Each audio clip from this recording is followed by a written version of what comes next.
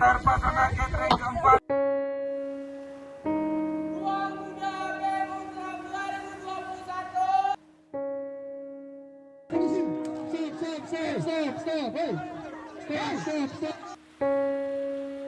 Pesona catering Demunram 2021. Denganmu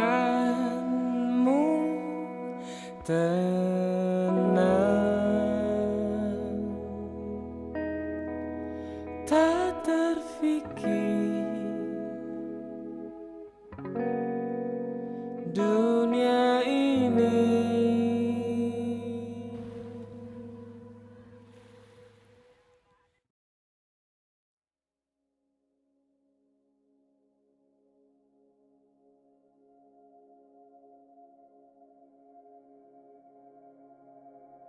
Teman-teman sekalian, perkenalkan nama saya Yusril Asfahani selaku Ketua Badan Eksekutif Mahasiswa Universitas Mataram periode 2021. Saya Fadli, saya selaku Sekretaris Jenderal BEM Unram tahun 2021.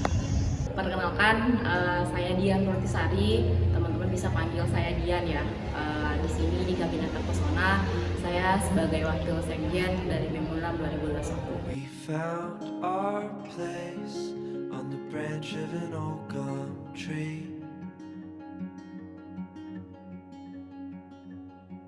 Nah, kemudian kalau kita berbicara tentang lingkungan hidup ya tidak jauh lagi ya ketika kita berbicara tentang teman-teman ataupun budaya di Kementerian Lingkungan Hidup adalah kesederhanaannya mereka. Misalkan jargon yang senantiasa diucapkan oleh teman-teman lingkungan hidup adalah hidup buruh. Ini menandakan bahwasanya mereka tampil sederhana gitu, walaupun program-program kerja yang mereka lakukan itu memang bergerak di bidang lingkungan dan sebagainya.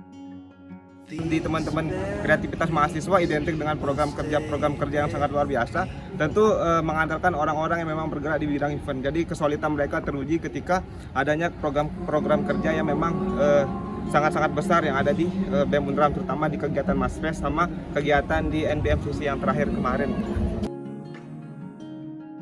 Dan ada juga di Kementerian Advokesma yang sering mondar-mandir di gedung di belakang saya ya, gedung Rektorat. SDM misalkan teman-teman SDM memang bergerak di bidang pemberdayaan, jadi mereka sangat solid sekali dalam bidang misalkan memperdayakan anggota di sana. Jadi mereka mau tidak mau harus tetap pencicilan ke anggota ataupun tetap aktif dalam perannya untuk kemudian mengembangkan sumber daya mahasiswa.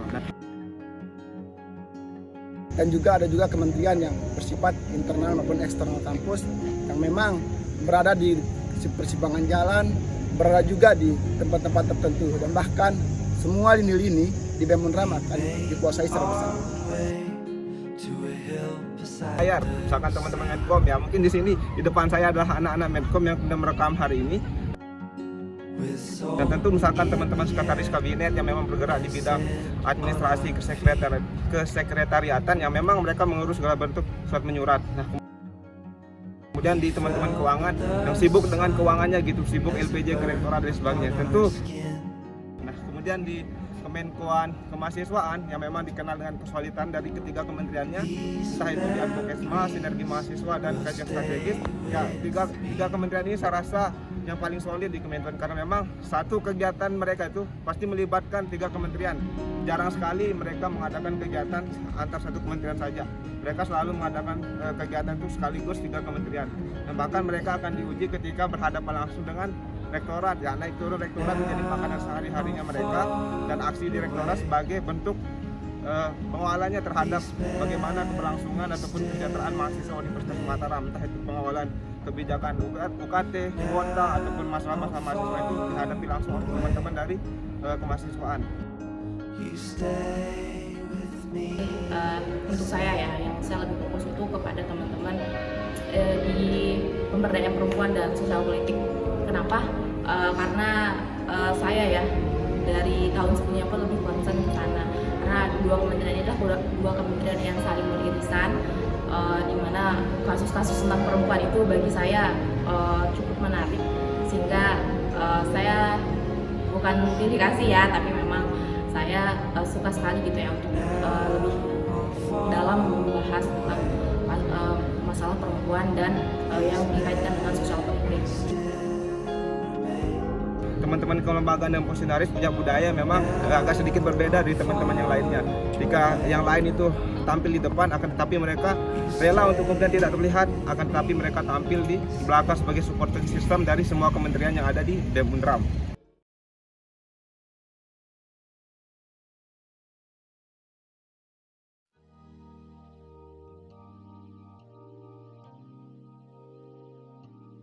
Momen yang sangat-sangat susah saya lupakan itu pertama di launching kabinet ya. Di launching kabinet memang itu awal yang kemudian membuat saya sangat terharu ya ketika mengawali karir di BEM Unram, karena memang di sana pertama kalinya saya harus melihat ratusan anggota di hadapan saya itu hadir ketika kemudian kita launching kabinet. Tentu ini merupakan awal yang baik ketika memang kita semua mahasiswa kita memberikan informasi tentang ini nama kabinet kita dan sebagainya. Tentu ini sangat momen-momen yang paling sangat krusial yang memang saya sangat akui tidak bisa saya lupakan.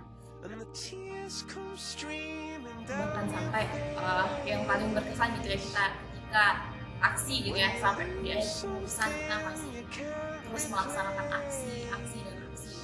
Walaupun mungkin dampaknya yang kita rasakan secara nyata itu belum sampai saat ini gitu ya, tapi seperti katanya lagu itu ya, kita kali turun aksi itu merupakan satu langkah pasti. Jadi ketika berbagai rintangan gitu ya, mulai dari dijegat koalisi, kemudian harus cari pokok untuk aksi, mulai konsolidasi buat pamflet itu, kemudian keringat yang bercucuran di tengah panas kita jalan kaki sampai ke gedung DPR, gedung gitu ya. Terus bahkan sampai ada mungkin ya ada yang ricuh gitu ketika aksi, itu memang akan jadi momen-momen yang tidak akan lupakan. Intinya yang paling berkesan adalah ketika kita sudah berada di wadah ini, kita pastinya akan mengakui secara bersama bahkan hal-hal yang bersifat kecil kita jadikan besar, dan hal-hal yang bersifat besar kita jadikan kecil.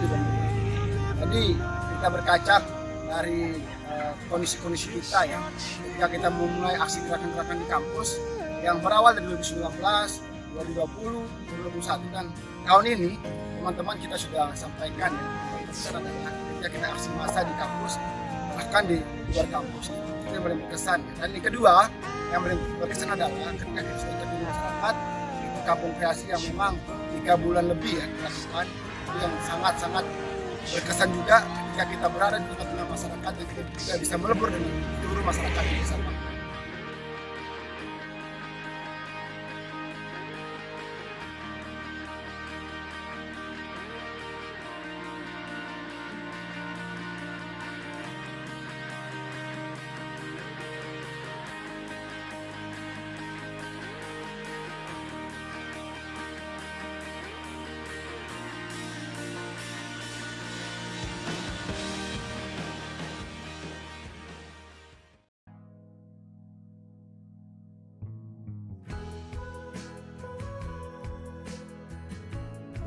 Harapannya untuk teman-teman BEM yang kemudian akan melanjutkan perjuangan di the next kepengurusannya ataupun di pengurusan tahun 2022, intinya saya tetap kepada prinsip bahwasanya Barisan Mahasiswa itu adalah lembaga yang siapapun bisa masuk di dalamnya, dan lembaga yang memang memiliki kecenderungan untuk siapa yang bergerak itulah yang berhasil dan siapa yang diam itulah yang akan mengalami kegagalan. Intinya pada tahap bagaimana kita melihat bahwasanya perjuangan ini tidak mengenal sikap ganda ya, dia hanya mengenal satu sikap totalitas, yaitu bergerak atau tergantikan. Jadi pada intinya ketika teman-teman di BEM ini tidak mau bergerak ya teman-teman siap-siap akan digantikan oleh orang-orang lain. Maka tetapi ketika hari ini teman-teman mencoba untuk bergerak, berproses dan berprogres ya, teman-teman akan mendapatkan hasilnya gitu. Dan terutama di BEM Unram ya, teman-teman harus maksimalkan gitu. Ini adalah wadah untuk teman-teman berkarya, wadah untuk teman-teman bisa meningkatkan soft skill, hard skill dan lain sebagainya. Karena BEM Unram ini menjanjikan sebuah hal yang mahal yang memang teman-teman tidak bisa dapatkan di organisasi lain gitu. Karena BEM ini adalah wadah untuk para pejuang, wadah untuk orang-orang yang kemudian mau berubah, dan wadah untuk orang-orang yang kemudian mau mengabdi di kampus ataupun berdedikasi untuk kemaslahatan mahasiswa Universitas Mataram.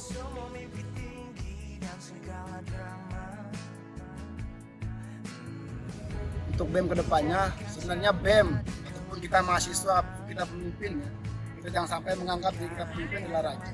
Pemimpin adalah sebagai pelayannya masyarakat, pelayannya mahasiswa. Tentunya ketika ada, apalagi nanti ketika BEM selanjutnya ya, masuknya ajaran baru untuk mahasiswa baru, itu akan diteror terus oleh mahasiswa. Teman-teman harus siap, baik secara mental, secara kesabaran, dan secara keikhlasan hati. Dan ketika ada mahasiswa baru yang sudah komunikasi dan bahkan mereka menanyakan hal-hal yang tidak masuk akal ke teman-teman, dan itu adalah hal yang harus teman-teman kuasai dan harus teman-teman anggap hal yang bersifat pertanyaan kepada mereka. Jadi harapan saya untuk yang selanjutnya, jangan sampai menjadi pemimpin yang menganggap dirinya adalah orang paling besar, tapi jadi pemimpin sebagai orang yang mampu melayani semua masyarakat maupun mahasiswa.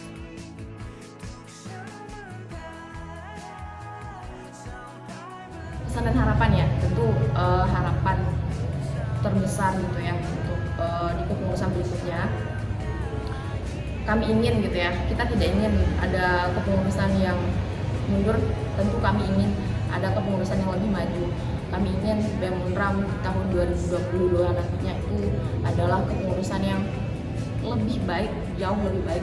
Mungkin kepengurusan kita saat ini belum maksimal ya, mungkin menurut pribadi dan mungkin orang banyak menilainya. Jadi harapannya apa yang belum bisa kami laksanakan sekarang dapat terlaksana di tahun berikutnya. Kebermanfaatan yang mungkin dirasa sempit dirasakan sekarang itu bisa disebarluaskan lagi, sehingga hadirnya BEM sebagai wadah ataupun lembaga yang memberikan kebermanfaatan itu bisa dirasakan baik untuk orang-orang di dalam kampus maupun orang-orang di luar kampus juga.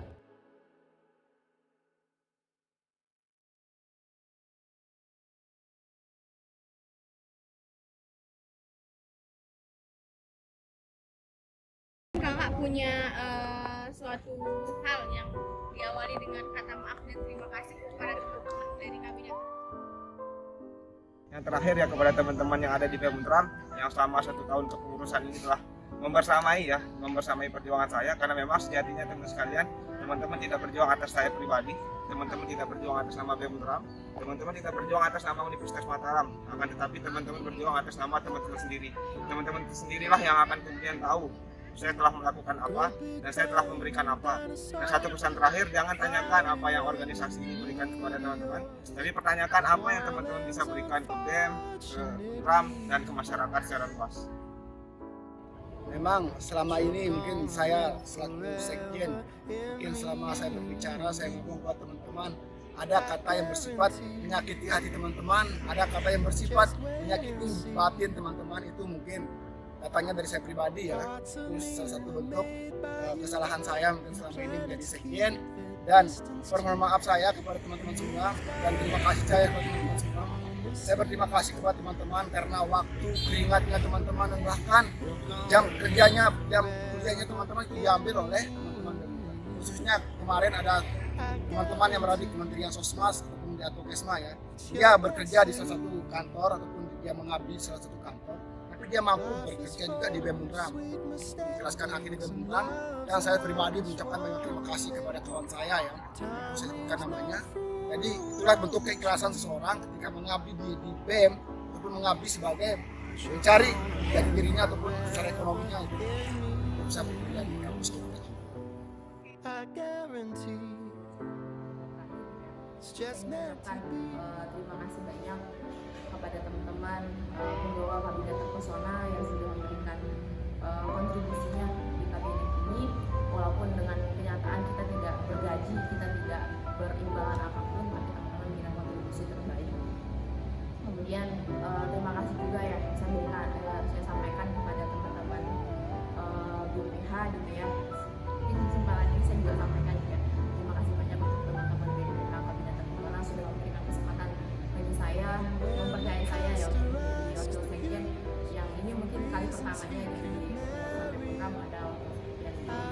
Dan kedua ya, saya ingin mengucapkan terima kasih mohon maaf yang sebesar-besarnya atas penggawa kabinet terpesona, baik itu anggota yang lama maupun teman-teman dari ruang muda gitu ya.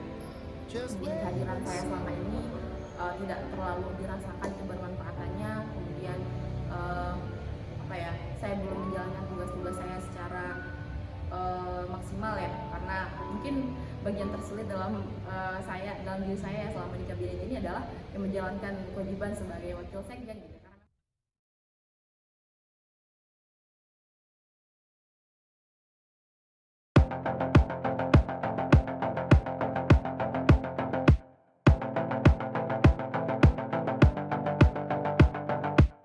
Kapan terakhir kali kamu dapat tertidur tenang?